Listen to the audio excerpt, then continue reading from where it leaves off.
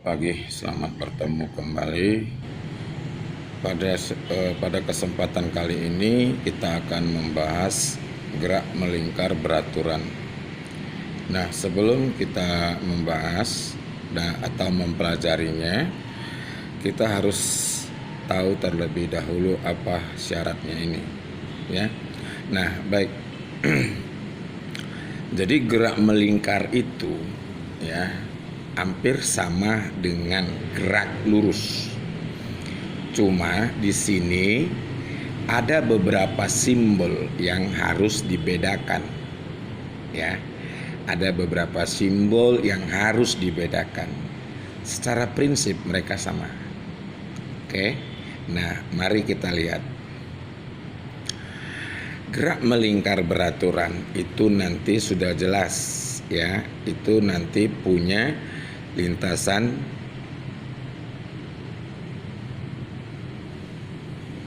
berbentuk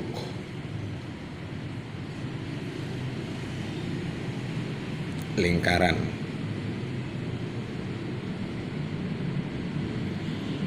Oke. Nah, lalu yang kedua, dia nanti mempunyai kecepatan sudut.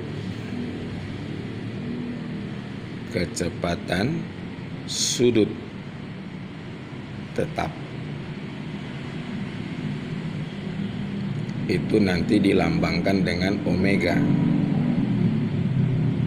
Ya, bukan W. Beda ya. Nah, kemudian seperti apa dia rupanya kalau dia bergerak? Nah, saya gambarkan di sini.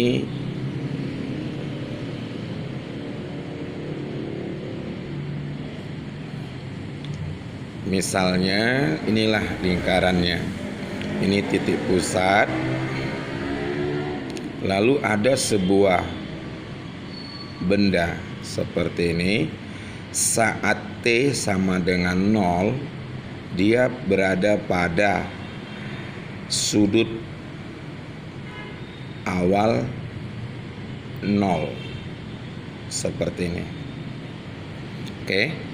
Nah, kemudian setelah sekian detik, ya, setelah sekian detik, partikel ini tadi yang awalnya di posisi A, sekarang sudah berada di posisi B. Seperti ini. Ini kita buat posisi B, T1-nya T, dan sudut yang sudah dia tempuh theta 1, ya, ini kita misalkan theta, ya. Jadi dia sudah menempuh sudut sebesar theta. Nih. Jadi sepanjang lintasannya, ya, sepanjang lintasannya ini dia sudah membentuk sebuah perjalanan dengan besaran sudut theta tadi, maka Anda harus memahami, ya, Anda harus memahami ketika dia sudah bergerak seperti ini, berarti ada nanti kecepatannya, ya. Nah, lalu seperti apa besar kecepatan yang sudah dia buat, kan gitu. Nah, nantinya rumusannya itu omega sama dengan delta theta dibagi dengan berapa lama waktu yang dibutuhkannya. Seperti ini.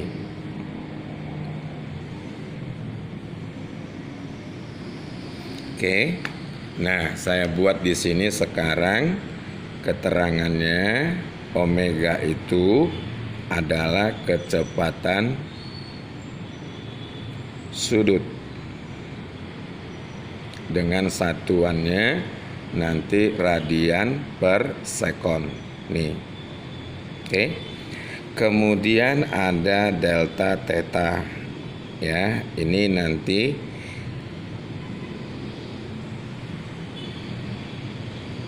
sudut yang ditempuh Oke, sudut yang ditempuh dalam satuan radian. Nah, kemudian lagi delta T. Ini lama waktunya.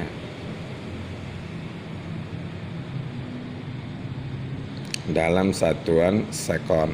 Oke. Nah, lalu mengenai istilah kecepatan sudut ini nanti sering diganti menggunakan kalimat atau bahasa frekuensi sudut.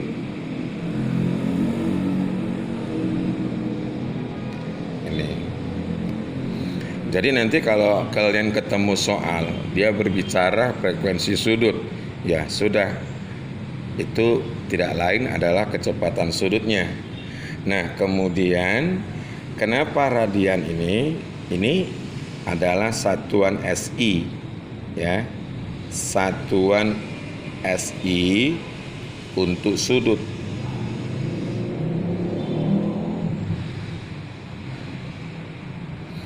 Oke, untuk sudut. Sehingga nanti ketika kita mengerjakan soal, kalian harus bisa membedakan sudut dalam satuan internasional dan bukan internasional. Seperti itu. Oke. Nah, sekarang saya pasti bisa menduga kalian bertanya, kenapa tidak pakai sudut derajat? Kenapa harus satuannya itu radian? Nah, oke, jadi perlu ada catatan sama kita di sini. Satuan sudut di dalam gerak melingkar beraturan nanti bisa menggunakan putaran. Ya, sering disingkat nanti put. Oke. Kemudian kalau berikutnya itu nanti derajat. Ya. Nah, ada yang terakhir ini radian. Ini sering disingkat rad. Oke. Nah, kalau nanti kalian ada membaca buku fisika bilingual, dia pakai degree untuk yang ini. Nah, lalu bagaimana hubungan mereka ini semua? Hubungan mereka ini semua nantinya bisa kita buat satu putaran itu sama dengan 360 derajat dan sama dengan 2V radian. Ini. Oke. Nah, selanjutnya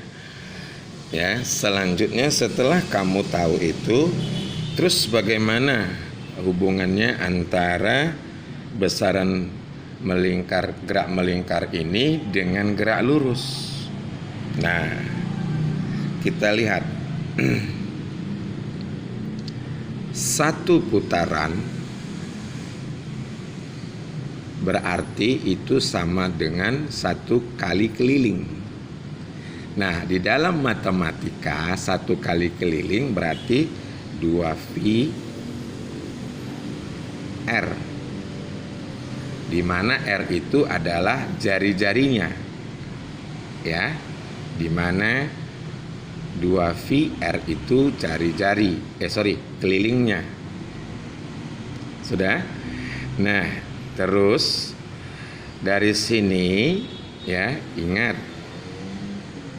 kalau kita sudah buat seperti ini, berarti nantinya ini menjadi satu putaran ditukar ke radian, jadi 2V radian. Sehingga nanti dianya theta. Ya, itu kita ambil 2V.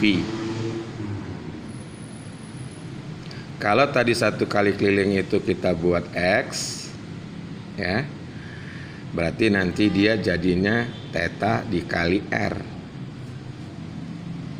Sehingga nanti theta boleh kita buat menjadi X per R. Nah, seperti ini. Jadi inilah penghubung antara gerak melingkar dengan gerak lurus. Bisa ya? Nah, kemudian lagi setelah kita tahu itu seperti itu, maka bisa kita buat satu catatan. Ya, ini satu catatan, ini wajib dihafal. 1 radian itu nantinya bernilai 180 bagi V radian. Maka ketemulah nanti dia 1 radian itu bernilai 57,3 derajat. Seperti ini. Itulah catatannya ya. Nah, kemudian lagi kalau tadi kita sudah tahu sudut seperti apa, kita melanjutkan kecepatan sudut tadi.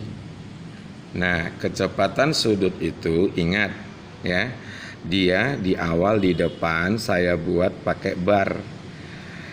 Kenapa? Karena kecepatan sudut ini termasuk vektor. Ya. Ini kan kecepatan sudut rata-rata. Kecepatan sudut rata-rata. Oke. Nah, sehingga nantinya ya omega bar itu bisa kita turunkan rumusnya menjadi theta 1 dikurang theta 0. Dan di sini theta 1 dikurang theta 0. Oke. Nah, jadi jangan bingung kok theta 1 kurang theta 0 atau T1 kurang T0 itu enggak masalah. Ingat, 1 di situ untuk menunjuk akhir, 0 di situ menunjuk awal. Jadi bahasa soal kamu tinggal sesuaikan. Mula-mula berarti 0. Setelah sekian detik berarti 1. Atau kalau misalnya kalian ada membaca buku yang lain tentang buku fisika khususnya gerak melingkar, dia buat di situ 2 kurang 1, itu nggak masalah. Yang penting kalian paham akhir kurang awal. Oke. Nah, kemudian untuk kecepatan sesaat. Oke, kecepatan sudut sesaat, bukan sesat ya. Nih, dia disimbolkan omega saja. Seperti ini. Nanti dia berbentuk omega sama dengan ini jadinya nanti limit delta theta per delta t, di mana delta t-nya itu menuju satu nilai tertentu seperti ini. Jadi artinya kecepatan sesaat itu merupakan limit atau turunan. Oke. Demikian saja dulu untuk pertemuan kita kali ini. Semoga bermanfaat. Nanti next di video-video berikutnya akan saya bahas beberapa contoh soalnya. Terima kasih. Jangan lupa di subscribe ya.